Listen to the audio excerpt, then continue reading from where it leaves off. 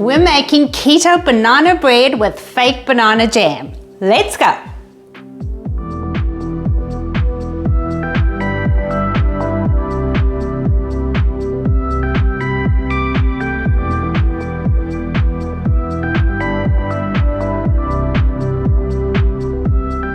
I can honestly say that this banana bread is closest to the real thing. I actually compared it to the Costco banana bread, and if you know what that tastes like, it's pretty delicious. Now in this recipe, I do use a fake banana jam, and if you want a link to that recipe, click on this link now. If you don't want to use fake banana jam in this recipe, you can just add a tablespoon of banana extract to the recipe. Just want to say a huge thank you to our subscriber, Michael Rosenau, who pre-tested this recipe, and his review is that he loved it. Here are some pics of his.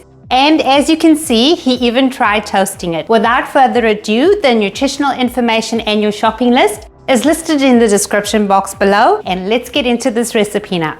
Grease and line a 4.5 by 8.5 inch loaf tin and set the oven to 320 degrees Fahrenheit or 160 degrees Celsius.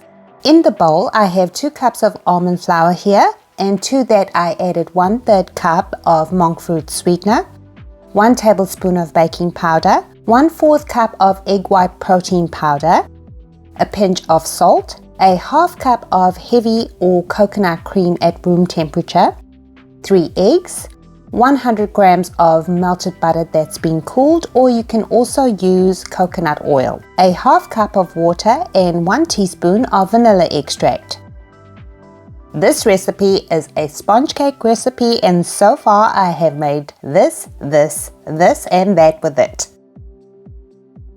I mixed that together, and then to turn the sponge cake recipe into a banana loaf, I added 1/3 cup of the fake keto banana jam and 1/3 cup of lightly toasted and chopped walnuts. Whoops, I need to save some walnuts for garnishing, so I had to remove a couple of tablespoons worth.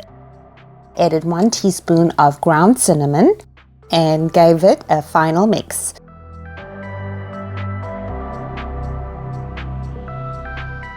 I then added all of the batter to the lined loaf tin, sprinkled the saved walnuts on top, and baked it for 20 minutes. After the 20 minutes, the banana bread will look like it's ready, but it is not. You want to place a sheet of foil on top to stop the crust from burning while it continues to bake.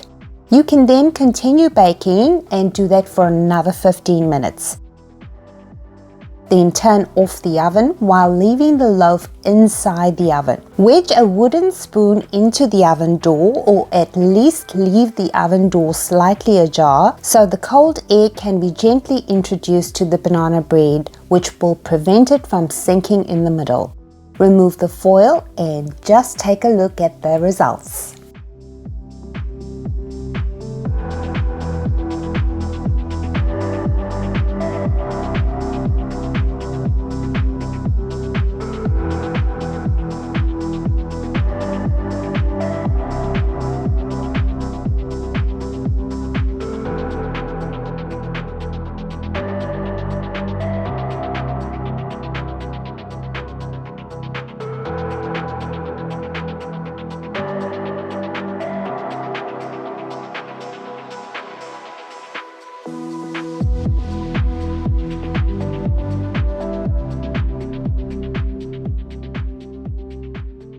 I'm not gonna say how fabulous my mouth is feeling right now. You've got to try this recipe and you tell me what you think. Thank you so much for watching. Stay safe and be well.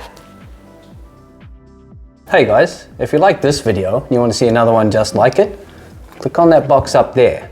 And if you haven't subscribed yet, click on that box there. What are you waiting for?